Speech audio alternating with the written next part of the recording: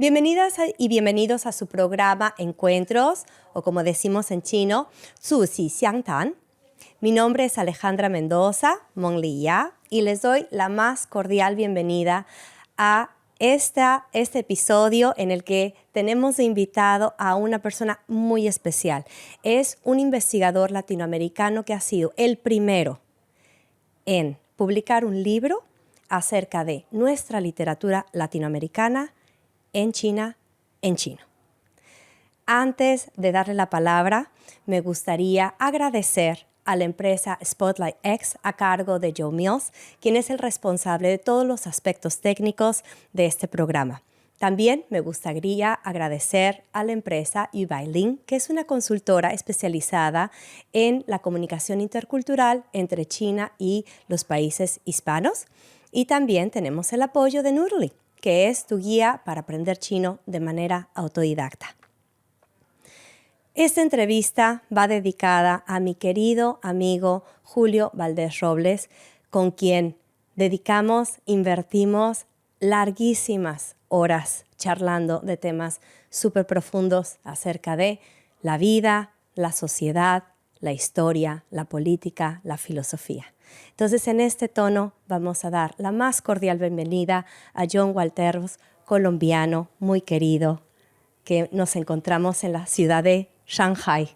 Bienvenido, John. Hola, Alejandra. Muchas gracias por la invitación y felicitaciones por crear este espacio tan bonito donde convergen las voces latinoamericanas, y un saludo para tus espectadores también. Pues qué gusto me da tenerte aquí, estar sentada aquí contigo, porque hemos charlado tú y yo, también invertido larguísimas horas en desmenuzar los temas, sobre todo del entretejido de China con América Latina. Y antes de entrar en materia, me gustaría compartir al público cómo es que nos conocemos con John. Una tardecita que yo estaba aquí en un cafecito muy icónico. Estamos en el centro de Shanghai, en una calle histórica que es la Xinhualu, en un cafecito especializado. Es realmente muy buena calidad el café, y pues una que está acostumbrada a estar rodeada siempre de chinos, de ser la única extranjera, un poco mimetizarse en el ambiente. Pues te vi llegar y como buena china ya estoy adoptando todas las comportamientos. Es muy típico, ¿no? Y hasta tierno, ¿no? Que los chinos, en su curiosidad, cuando ven a un extranjero, le empiezan a preguntar, aunque no lo conozcan, es ¿quién eres tú? ¿Qué haces aquí? Entonces yo hice eso, pero obviamente con el chino, usando chino. ¿Recuerdas esa tarde? Sí, sí. Y terminamos hablando 2 horas en chino. Yo no sabía que tú eras mexicana, tú no sabías que yo era colombiano. Y me parece curioso que hablamos de temas muy profundos en chino, de política, de literatura, de historia. Solo después descubrimos que los dos hablábamos español.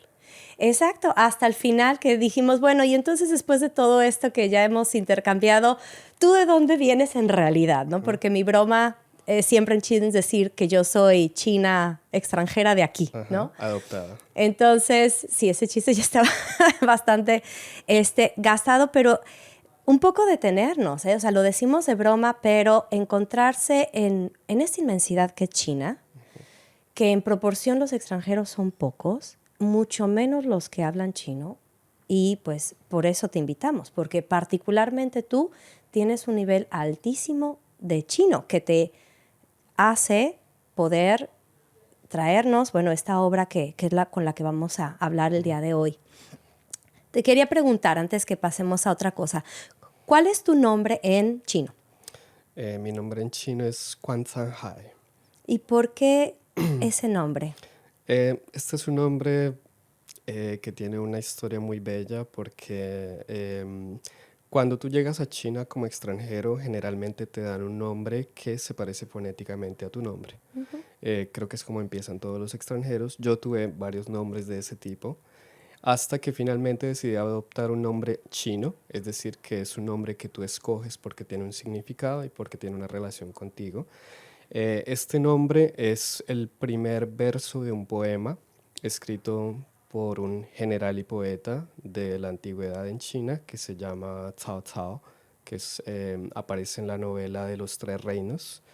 Y este es el poema con el que él, digamos que elogia o celebra una de sus victorias.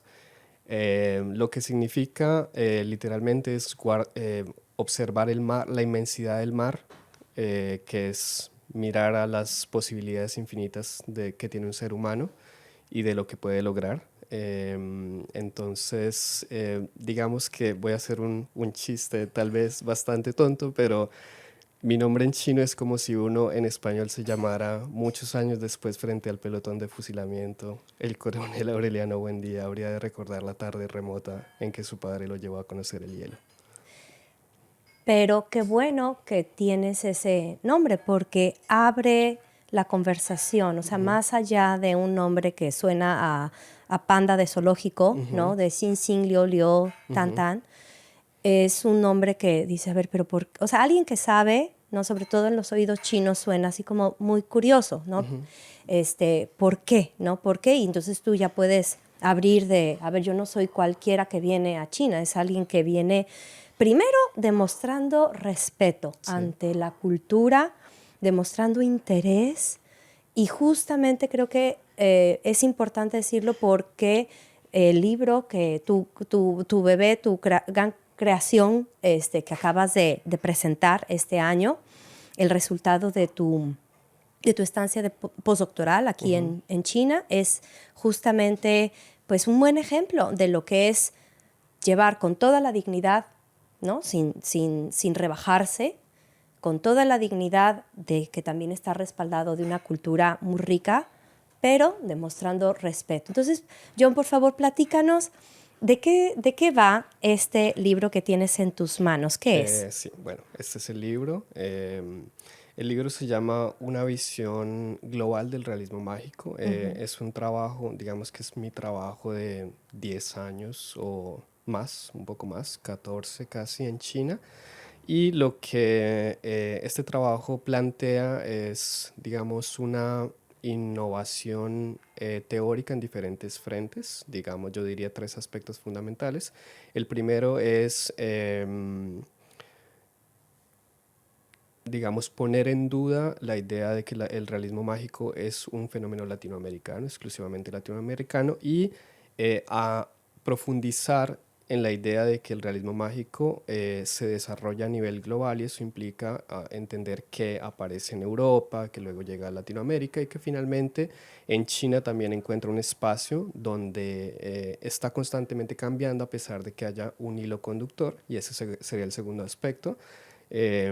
Yo planteo que el hilo conductor del realismo mágico es la necesidad que tienen algunos pueblos por superar la cultura occidental y los valores o la ideología occidental, la racionalidad, por ejemplo. Ese es, digamos, el segundo aspecto de mi investigación, que tiene que ver con un concepto que se llama el inconsciente político de Frederick Jameson, que murió hace un par de meses, uno de los teóricos más importantes de la literatura en los últimos tiempos.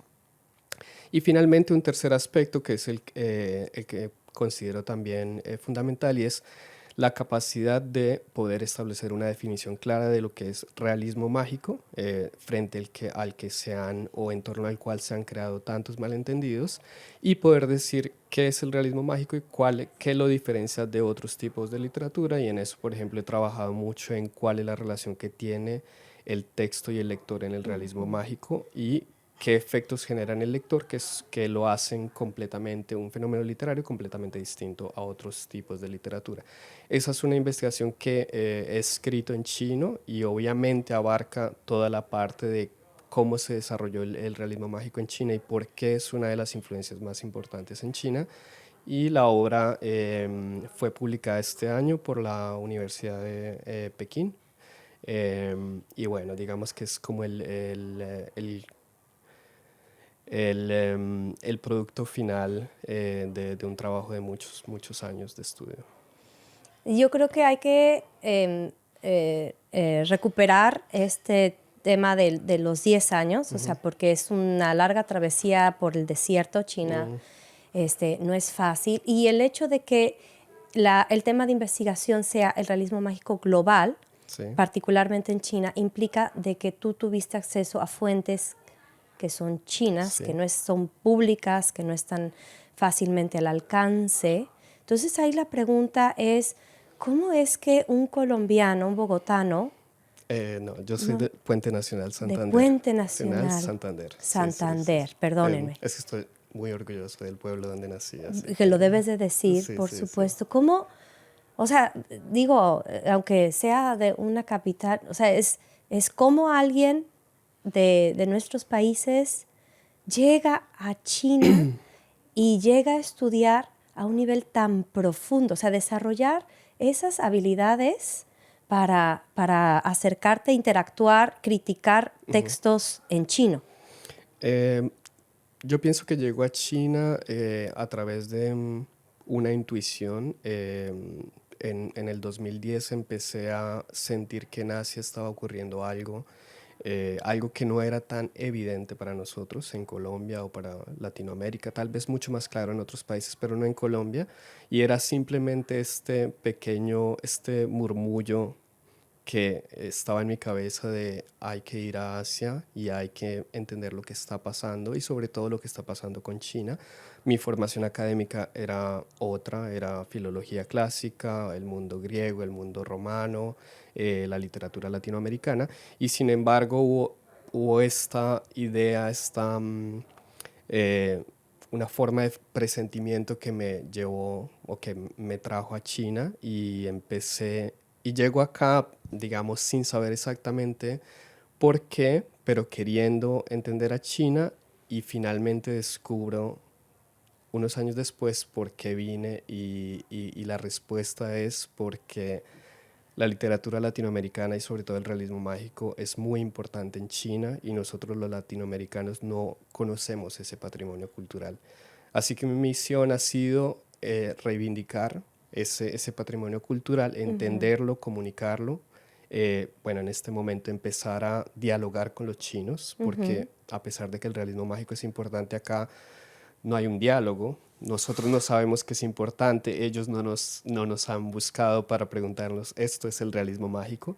Así que he intentado crear ese diálogo de decir, esto es lo que nosotros pensamos del realismo mágico, esto es lo que ustedes piensan, y ver, digamos, qué sucede en ese diálogo, y por ende, como tantos latinoamericanos, crear un puente de convergencia en torno a algo que en este caso creo es el patrimonio literario de los dos continentes o de los dos pueblos. Entonces, si tu formación es de filólogo, llegaste a China también con el pretexto, porque tienes que traer una razón para que te Sí, den sí. visa, ¿no? Con el pretexto de seguir tus estudios. Sí, sí, yo llego acá con la idea de estudiar ciencias políticas porque me interesaba mucho estudiar la historia moderna y contemporánea de China. Por ende, empiezo a estudiar chino, pero luego, más adelante, después de haber hecho estos estudios, regreso a la literatura y regreso a la literatura a través de un doctorado en literatura china y ahí, digamos que yo creo que mi perfil académico es único en la medida en que tiene una interdisciplinariedad que es, digamos, difícil de construir, que es literatura latinoamericana, las bases del mundo occidental, y por otro lado está la política y la literatura china. Solo a través de un conocimiento de ese tipo, creo yo, se puede llegar a construir las bases que te permiten indagar en documentos que no están traducidos a otros idiomas, en donde los chinos hablan del realismo mágico y de la manera en que los impactó.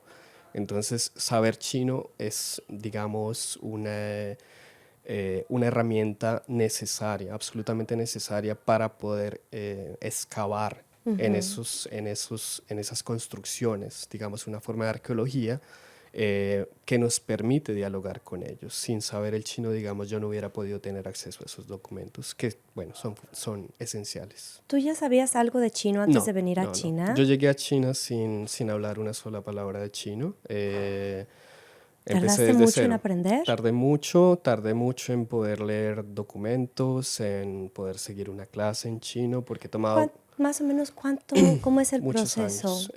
Creo que me tomó 5 o 6 años realmente poder leer un texto a cabalidad o seguir una clase o mantener un diálogo de temas profundos, bien sea de política o de literatura, con un profesor chino o un colega chino. Es algo que toma mucho tiempo, pero que tiene obviamente también grandes satisfacciones, que como te Lo digo es la creo. de poder traer documentos que nadie ha explorado, Sí, porque claro. este libro no es solo, digamos, el primer trabajo que hace un latinoamericano sobre realismo mágico en China, sino que es la primera vez que un extranjero Ujú. escribe en chino sobre este tipo de documentos y crear este puente que existe pero que no lo conocíamos. Qué Entonces, interesante. digamos que eso es saber que tenemos canales de comunicación con los chinos que desconocemos, lo que creo que Ujú. hace importante que estos documentos empiecen a aparecer y que podamos hablar de ellos. Y son documentos que ahí están, es decir, es parte de la formación de alguien, o sea, tu equivalente, homólogo chino aquí en China. Son documentos de los que tienen acceso. Y ahí la pregunta que seguramente la audiencia se estará haciendo es, ¿cómo es que llega el realismo mágico a China? ¿Cuándo llega? ¿En Ok, qué periodo? ok. Digamos que es un proceso muy complejo, pero lo voy a explicar de la manera más simple posible. En la década del 80 o a finales del 70 hay una apertura económica y social acá, es conocida como el periodo de reforma y apertura, después de lo que podríamos llamar el periodo socialista. Y los chinos ven la necesidad de hacer algo que ellos llaman modernizar la literatura china. ¿Por qué? Porque hasta ese momento la literatura china temáticamente se había basado en la lucha de clases como principio de construcción estético. A partir de ese momento ellos dicen, bueno, esto digamos terminó, ahora tenemos que modernizar la literatura y se van a bifurcar los caminos, los dos caminos que se van a dar. Uno es el de algunos escritores que van a decir tenemos que seguir el modelo occidental, que es el caso de Cao Xinjiang, que es el premio Nobel del 2000 del año 2000, que después toma la nacionalidad francesa, pero es chino. Y hay un segundo camino que es el de los escritores de la escuela conocida como la literatura de la búsqueda de la raíz, donde está Mo Yan, Han Shaokong, Cha Xitawa, escritores de los que, bueno, tal vez hablemos un poco más adelante. Y estos escritores lo que reivindican es que China no puede seguir simplemente el camino del modernismo occidental, que te estoy hablando de Hemingway, Joyce, Virginia Woolf, sino que debe regresar a su cultura tradicional, a sus leyendas y a sus mitologías. Y al leer el realismo mágico, ellos se dan cuenta que hay una literatura en el mundo que ha logrado a través de la cultura tradicional, de las leyendas y de las mitologías, abrirse camino en el espacio internacional. Eso implica para ellos dos cosas, que no tienen que ceder a la influencia occidental y por otro lado que pueden recobrar la cultura tradicional. La cultura tradicional se hace muy importante se vuelve muy importante en la década del 80 y el modelo latinoamericano, el modelo del realismo mágico se vuelve para ellos, digamos, el modelo a seguir para salir un poco del encierro en el que estaban. Entonces, por eso García Márquez se va a convertir en el escritor más importante, digamos, en cuanto a influencia. Y acá, digamos, me gustaría resaltar algo. La lectura más importante que una persona o un pueblo puede hacer de un escritor es una lectura creativa. No es solo leer. Un escritor no es importante en un país porque se le lea mucho. Es aún más importante porque es capaz de generar nueva escritura. Y García Márquez acá lo que hizo fue generar eh, o eh, promover en los escritores chinos la posibilidad de crear nuevas obras literarias, de dar un camino. No lo copiaron, pero siguieron ese camino y él generó nuevas literaturas acá. Digamos que eso es lo que pasa y ellos siguen ese modelo y hasta el día de hoy, además que en ese momento el realismo mágico había decaído en todo Occidente, entonces, pero para acá se vuelve un referente a través del cual se construye, se moderniza la literatura y se reivindican muchísimas cosas interesantes como por ejemplo la cultura tibetana, las etnias minoritarias, que son comparables a, no sé, la cultura africana en Latinoamérica o la cultura indígena, que es lo Sí. mismo que hace el realismo mágico. Sí, Sí. es que ahí tengo dos preguntas. Una, yo como mexicana y más particularmente como jalisciense, ¿verdad? Somos muy regionalistas, pues me empieza como a brincar esta incomodidad, pero bueno, un poco es nuestra culpa de que nuestros autores no sean más conocidos. Pero bueno, quitando las envidias de lado, siendo muy positivos, ¿por qué crees tú que particularmente, o sea, dentro de todo el mundo del realismo mágico, por qué García Márquez Sí. llegó a China? Bueno, no solo García Márquez, Juan Rulfo obviamente ocupa un lugar único entre los autores del realismo mágico, como también Alejo Carpentier, que creo que son los tres autores más citados y más importantes. Pero García Márquez se vuelve importante, creo yo, primero por un factor que es indudable, es el premio Nobel, porque es en 1982 en el que él gana el Nobel y es precisamente en ese momento en el que están ocurriendo todos esos cambios. Y el premio Nobel, que no se había obtenido en China en esa época y que era una especie de trauma cultural no haber ganado el Nobel, se convierte para los chinos en, digamos, en este autor colombiano se vuelve un referente para ellos porque ellos dicen, ¿cómo es posible que un país como Colombia, que ellos ven como un país atrasado, saque un escritor que tiene un premio Nobel y nosotros que somos un país atrasado, pero con una cultura milenaria y rica, no tengamos? Entonces, García Márquez se vuelve una figura de admiración, pero también una suerte de trauma. Y yo diría que García Márquez tocó fibras en la cultura china como ningún otro autor lo hace y tiene que ver con cuestiones simplemente, digamos, de una afinidad cultural única, no sé, desde sus posturas revolucionarias, podríamos llamarlas así, desde su acercamiento a los temas románticos en algunas de sus novelas o la manera en que describe la historia latinoamericana, hasta su personalidad. Creo que eso tocó fibras en la cultura china que siguen siendo, incluso en las generaciones jóvenes, sigue pasando. Qué Y es, interesante. es, es mm, difícil de explicar, pero García Márquez para los chinos es un escritor muy cercano. Ellos lo Sí. sienten muy, muy Sí, en cercano. todas las librerías, en la sección de literatura, Siempre lo vas a encontrar. siempre está, sí, o sea, y son librerías no grandes, o sea, inclusive en las librerías medianas y pequeñas está en la literatura universal García Márquez, muy interesante. Sí. Dijiste algo también que ya me llamó mucho la atención y que quiero retomarlo, que es el tema de que los chinos lo toman como modelo, ¿verdad? Y eso es una metodología muy china, al Ujú. parecer, Sí, sí, que sí. fue adoptada en todos los campos Sí. para en este periodo de reforma y apertura. Entonces es muy interesante que lo tomaron como modelo, pero entonces también el realismo mágico se tropicaliza, digamos, esa es una palabreja que tenemos nosotros. Decir, a ver, el modelo no necesariamente es una copia al carbón, sino de que se toma como una guía. Y ahí la pregunta que seguramente nos pueden hacer es, ¿cuáles son las características del realismo mágico chino? Chino, o sea, es como, ¿a qué sabe, qué temas, qué personajes, qué situaciones? Sí. Creo que lo más interesante que ocurre con el realismo mágico, que creo que ya te hablé un poco de eso, es que la literatura china saca su temática de las ciudades y se devuelve al campo a buscar leyendas, a buscar mitologías, a buscar la religión. que por tanto tiempo había sido, digamos, suprimida Sí. del panorama cultural, y por eso te decía, la literatura tibetana va a ser el primer puerto, Mm.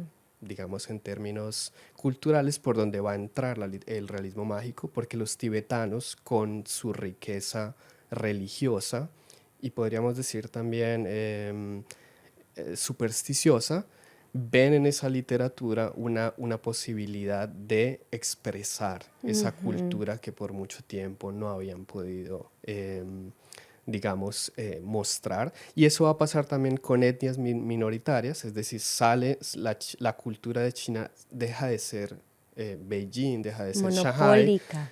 y deja de ser centralizada para Mm. irse hacia la periferia, para irse hacia donde están esos grupos pequeños que no están modernizados, pero que tienen un gran patrimonio cultural. eh, Repito, que es un paralelo con los indígenas o las culturas negras o los árabes que alguna vez llegaron a Latinoamérica. Entonces es un realismo mágico que parte de ahí: Ujú. recuperación de la cultura tradicional, recuperación del material mitológico, recuperación del material religioso, pero hace algo que el realismo mágico también construyó muy bien y que yo creo que es útil en la definición del realismo mágico, y es decir, en la modernidad hay un choque cuando el proceso de modernización entra en esas zonas Ujú. donde había una riqueza mitológica o de leyendas. Se crea un choque muy violento en el que el proceso modernizador va a acabar con esas zonas y va a acabar con esas culturas. Entonces, Una especie de resistencia a través de la literatura. es una resistencia, pero a la vez una declaración de derrota. Porque yo creo que al final el proceso modernizador va a acabar, y se sigue viendo, digamos, en Latinoamérica, Ujú. tanto en Latinoamérica como en China, donde llega la modernidad, la racionalidad copa el espacio ideológico, y manifestaciones religiosas o manifestaciones esotéricas son vistas como cosas de gente atrasada. Sí, por decirlo menos. Sí, entonces lo que hace el realismo mágico chino, que lo había hecho también el latinoamericano, es mostrar ese choque cultural entre la modernidad y algo que podríamos llamar la premodernidad, con la intención de mostrar la riqueza que esa Ujú.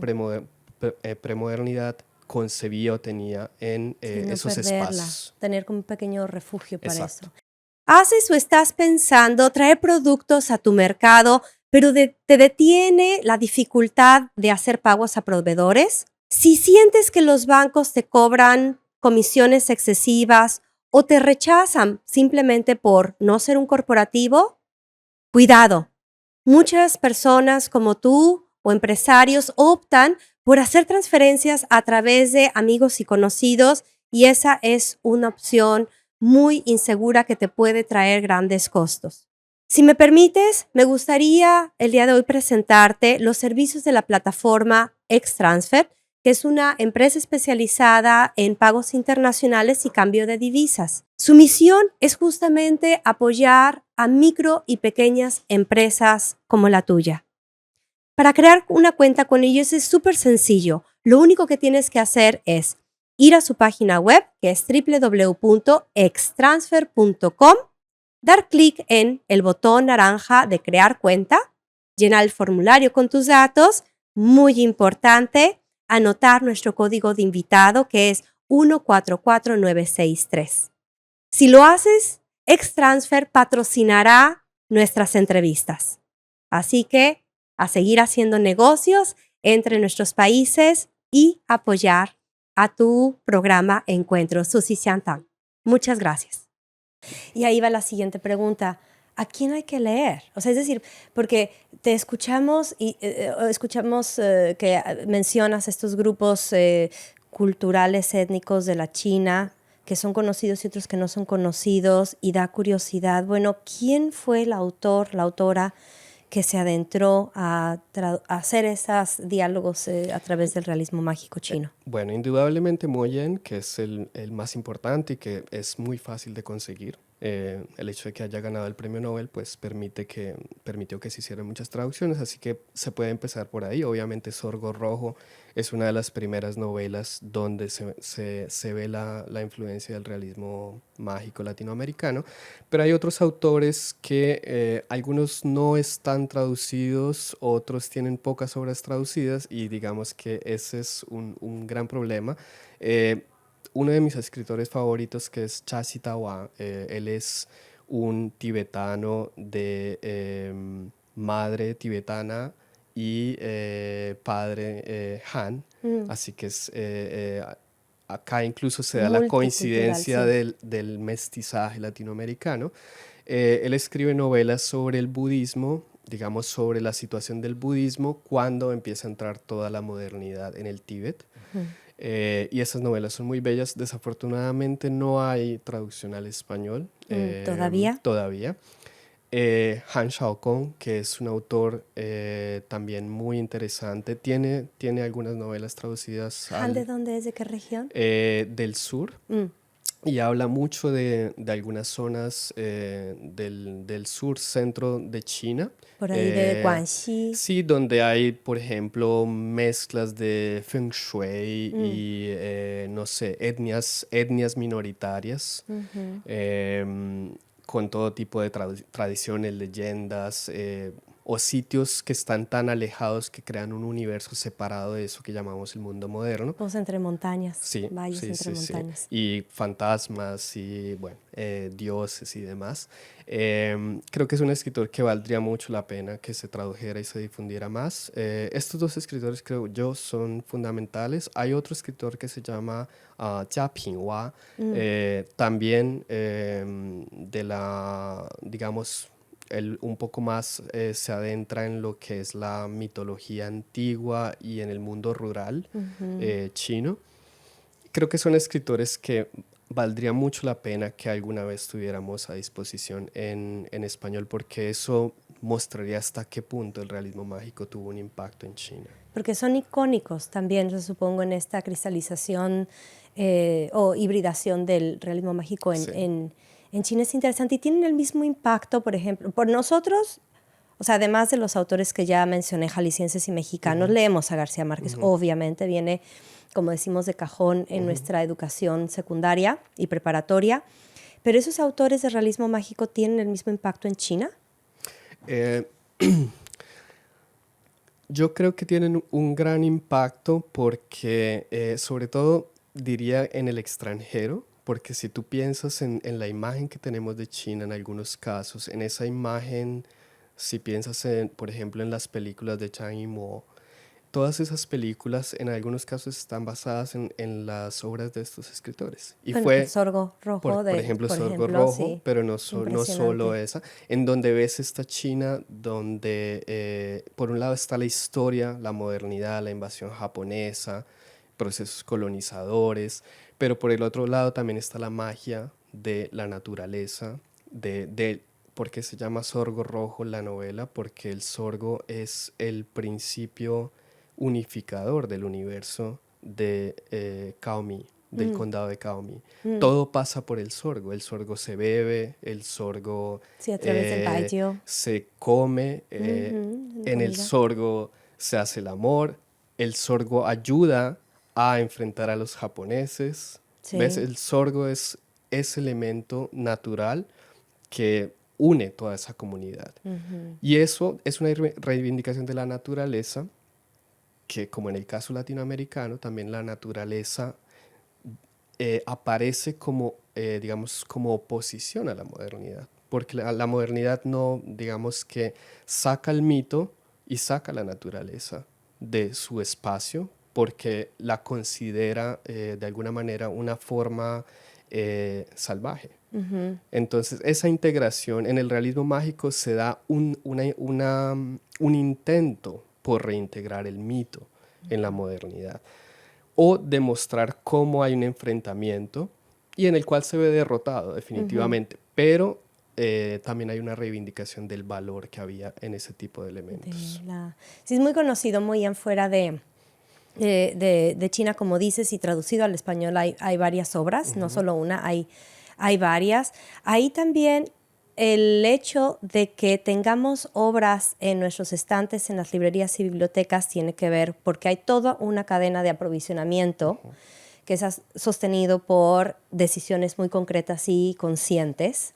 Hay personas específicas que han estado pues luchando, trayendo, ¿no? Haciendo ese esfuerzo. Y eso te quería preguntar, de cuál es ahorita la infraestructura a nivel de organizaciones e instituciones que están llevando, impulsando este diálogo entre nuestras literaturas, entre español directamente con el chino.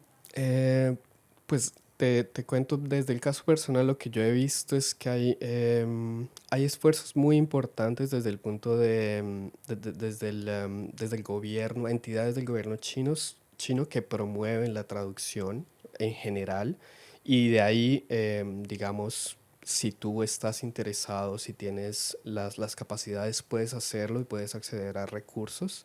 Eso, digamos, es muy interesante porque a partir de eso se puede generar, o sea, si hay gente que estudia el chino y quiere traducir, hay formas de lograr que esas obras se publiquen. Y por otro lado diría que también tiene que ver con la audacia de editoriales independientes que están en muchos casos apostando por nuevas literaturas que miren hacia el Pacífico, que ya no miren hacia el Atlántico. Atlántico, bien. Te voy a poner el caso de Sinosargo en Chile, que es una editorial con la que acabo de publicar un poeta chino que no tenía traducción al español. Y son editoriales que, digamos, se arriesgan por una literatura que no tiene todavía renombre en Latinoamérica, pero que debemos poco a poco empezar a leer, empezar a conocer y que debe empezar a ser parte de nuestras librerías. Pero dices, o sea, con todo el esfuerzo que hizo Sinosargo, pero no es una señora No. editorial. ¿Ahí por qué ha faltado? O sea, es falta de Yo creo que conocimiento. pienso que es falta de visión. No entendemos todavía que China es una cultura fundamental en la historia de la humanidad y que será y que tendrá un rol determinante en los próximos años. Y estoy hablando en términos culturales, políticos, geopolíticos. Y eso nos ha impedido invertir mucho más en nuestras relaciones, bien sea diplomáticas que culturales, porque tal vez económicas ya lo estemos haciendo, pero hace falta hace falta cambiar los paradigmas que tenemos acerca de lo que es el mundo. Seguimos mirando solo hacia el Atlántico, seguimos ignorando el Pacífico, y mientras que no haya una intención por invertir en la posibilidad de conocer estas culturas que van a llegar en algún momento, Pues ya están. que ya están y O que no sea, Colombia, entendemos. México. Exacto. Y si cuando lleguen no los conocemos, no conocemos su cultura, su literatura, pues seguramente nos vamos a ver abocados a A malentendidos, a ver, ¿cuál es el peligro? dificultades. Porque esa es la cuestión. Y sobre todo porque yo me encuentro en las librerías, en las bibliotecas, un montón de autores, un montón.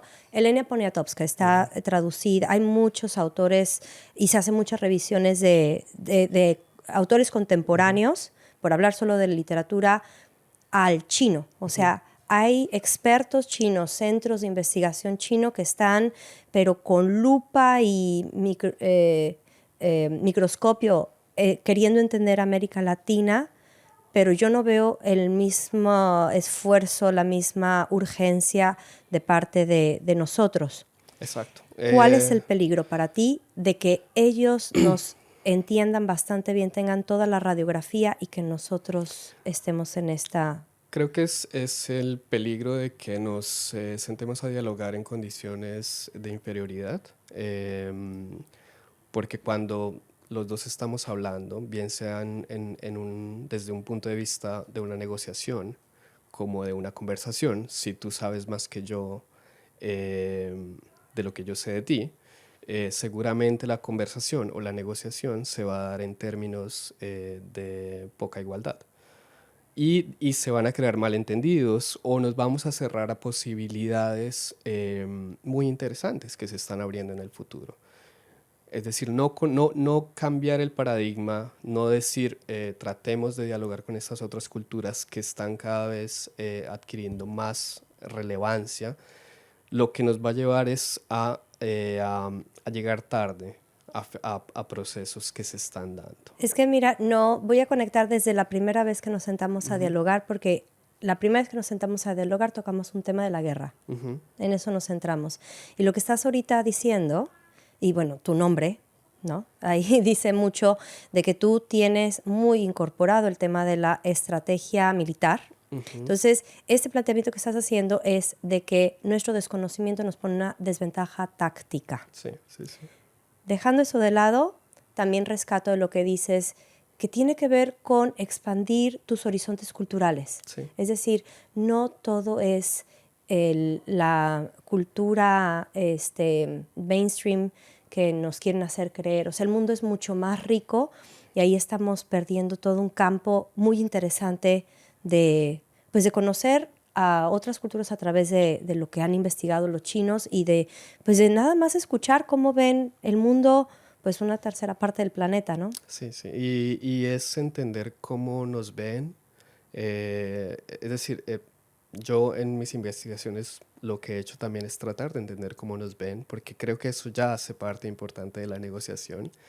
Sí, ¿cuál es la idea Si que yo ellos sé cómo tienen? me ves tú, entonces puedo establecer una relación específica contigo. Claro.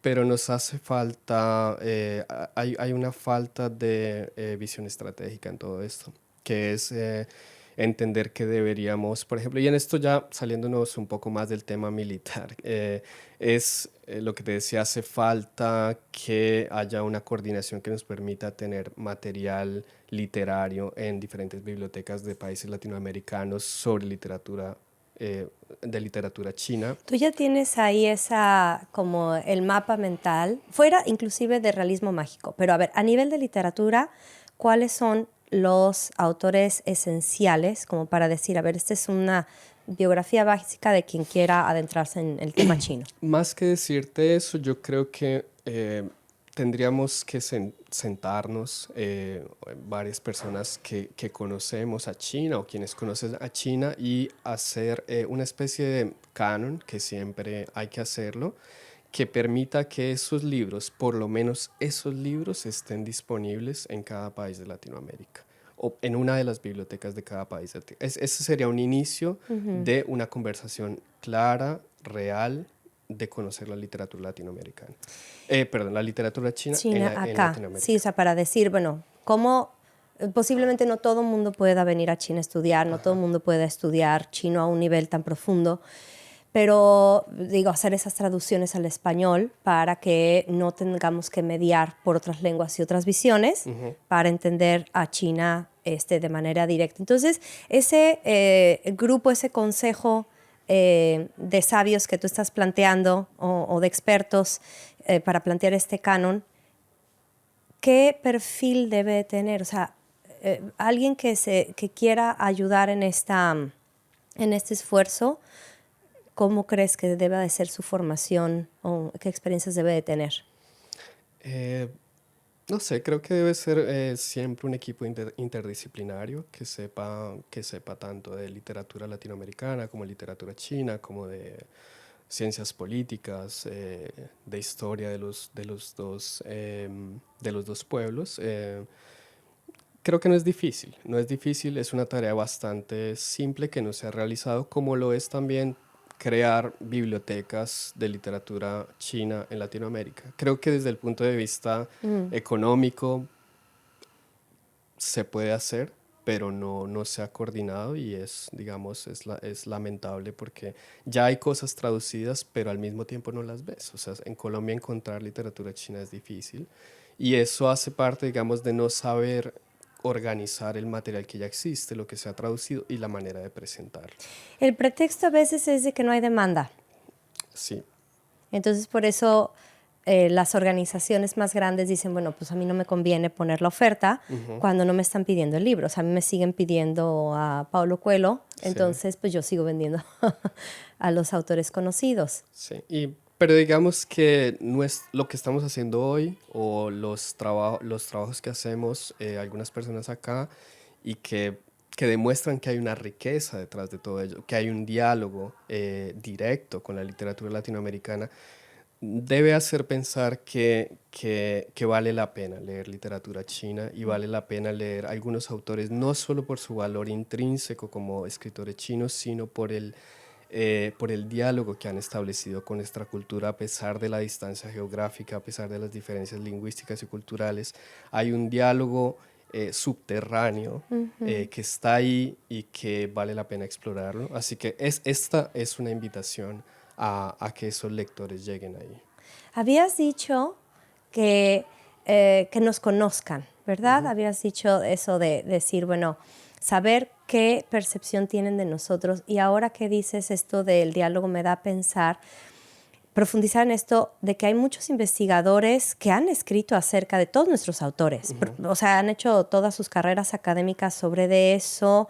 ¿Tú ahí qué has encontrado? ¿Hay alguna deficiencia? Porque es doble. Ahorita gastamos 40 minutos un poco criticando que no tenemos capacidades para entender a China porque no sabemos chino, pero también del otro lado, aunque ya han hecho su avance, no necesariamente el conocimiento es tan profundo de la lengua como para traducirla. ¿Cuál ha sido tu experiencia? ¿Con qué te has topado? Yo creo que los investigadores chinos tienen un problema a la hora de analizar la literatura latinoamericana y es que siguen trabajando con materiales muy viejos. O sea, acá se sigue trabajando con definiciones del realismo mágico de los años 60 o 70, cuando hay grandes aportes académicos realizados en la década del 80, sin los cuales sería imposible hablar de realismo mágico. Y me refiero, por ejemplo, a los trabajos de Irlemar Champy, que es una brasilera. Ellos no conocen este tipo de documentos y siguen un poco encerrados en esto que fue la idea que se hicieron en la década del 60 o del 70 o del 80, sin conocer ese tipo de cosas. Pero yo nunca hablaría de una definición, de una interpretación errada de un fenómeno literario. Yo creo que los chinos interpretaron lo que necesitaban interpretar. Su interpretación estaba basada en unas necesidades culturales y literarias específicas y lo que generaron me parece que es impresionante.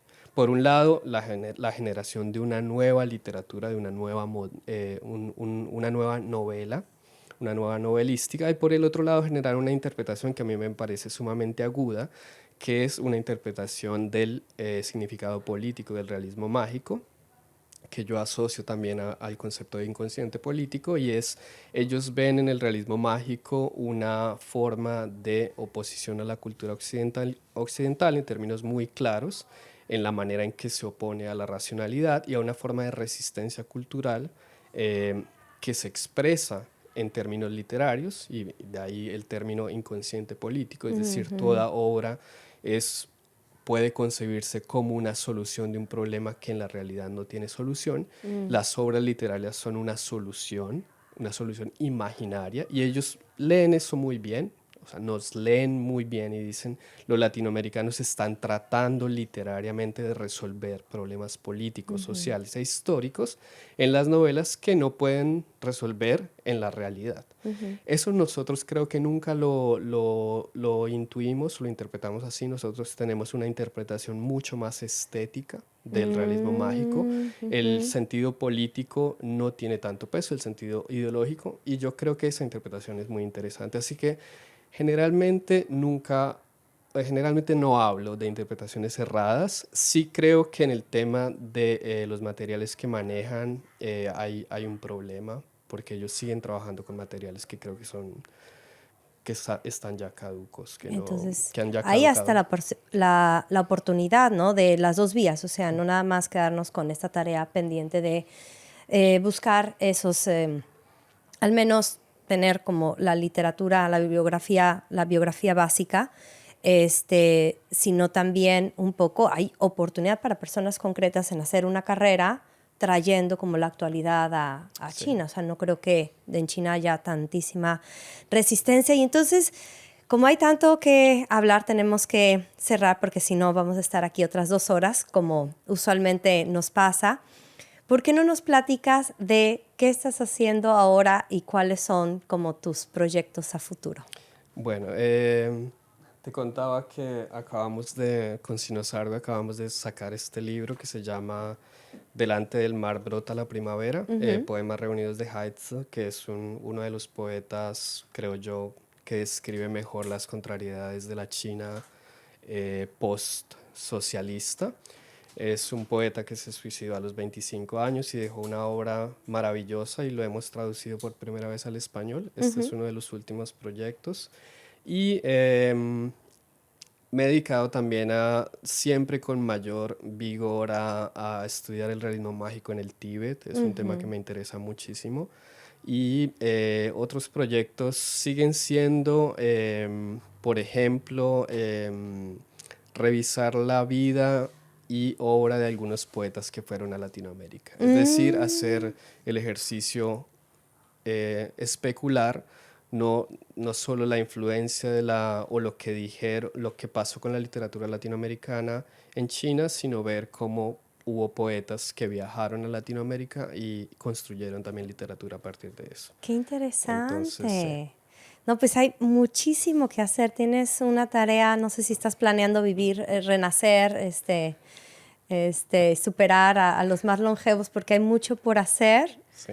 Por ahora, déjanos nada más esta idea. Alguien que quiera contribuir a este grandísimo esfuerzo que ya dijiste que es muy necesario, que va más allá de a veces la idea muy rosa de la literatura, ¿no? De divertirse con un texto, ¿no? En la imaginación, en la fantasía, sino que tiene un impacto en la cultura y en la realidad. Alguien que quiera apoyar, ¿por dónde empieza? Creo que se puede hacer desde múltiples niveles, desde simplemente el hecho de estudiar chino y traducir obras que no se hayan traducido al español. Eso ya empieza a crear, digamos, canales de comunicación y posibilidades de conocimiento entre las dos culturas, hasta apoyos gubernamentales para la promoción y publicación de esas obras, difusión de lo que ya existe, porque no a veces publicamos y escribimos con gran esfuerzo estas obras, pero no hay tanta difusión como quisiéramos. Eso ayudaría mucho. También digamos, llamar un poco a la valentía de las editoriales para que se embarquen en la posibilidad de publicar escritores chinos y de apoyar las traducciones que se están haciendo, porque es un gran trabajo poder traducir a un escritor chino. Aprender chino siendo hispanohablante requiere mucho tiempo, así que creo que apoyar ese tipo de trabajos desde múltiples niveles, desde difusión, promoción, inversión, es un paso, es un pequeño paso que puede empezar a consolidar fenómenos mucho más grandes de diálogo entre las dos culturas. ¿Qué espacios tú crees que sean óptimos para hacer esas incubadoras de talento? ¿Conoces alguno dentro de China o fuera de China que esté, digamos, produciendo este tipo de traductores buenos? O sea, porque hay esta cuestión de que los traductores al español preferentemente deben de ser hablantes nativos del español, ¿no? La lengua fuerte. ¿Esos talentos dónde están siendo creados? Creo que hay mucho por hacer porque yo que conozco muy bien el caso italiano, en Italia se traduce muchísima literatura china y se hace constantemente y tienes la posibilidad de leer muchos más autores de los que lees en español. Es porque ellos tienen centros de estudios de cultura asiática y cultura china muy especializados, que si tú vas a ver en Latinoamérica no existen. O sea, hasta en Colombia no existe la carrera de sinología o de chino, de literatura china. Hasta que no empecemos a crear esos centros en distintos países, será muy difícil que establezcamos un diálogo, que tengamos las herramientas o los textos para acceder a ese tipo de conocimiento y para, digamos, que aparezcan estas figuras que pueden ayudarnos a traducir, a traer esos documentos. Así que creo que hay que seguir invirtiendo mucho en el estudio del chino y también en no solo el estudio del chino, sino en el estudio del chino para un diálogo cultural. O sea, no solo para los negocios, no solo para la parte económica, sino también para otro tipo de ámbitos. Sí, mucho más profundo. Que pueden ayudar también la parte económica, indudablemente. Sí, no, definitivamente. Hay todavía muchas preguntas que nos gustaría hacerte, John, pero por cuestiones de tiempo tenemos que cerrar ahora. Te agradecemos muchísimo que hayas dado la oportunidad de charlar con nosotros y esperemos que el público pues haya sido tan encantado de escucharte como yo lo he sido. Les agradezco a todas las personas que nos escucharon, que escucharon esta entrevista y sin más por ahora de decirles nos vemos a la próxima. Gracias. Estimados amigos, a nombre del equipo de Suzy Xiangtan Encuentros y su servidora, Alejandra Mendoza, les agradecemos haber escuchado esta entrevista. Muchas gracias también por contribuir a este esfuerzo por crear un espacio para el diálogo respetuoso y el conocimiento mutuo a través de la belleza de los idiomas chino y español. Es muy importante para mí compartir con todos ustedes que este proyecto quiere llegar aún más lejos. Para su comodidad, hemos abierto canales de comunicación tanto en China como en el resto del mundo. Véanos y escúchenos.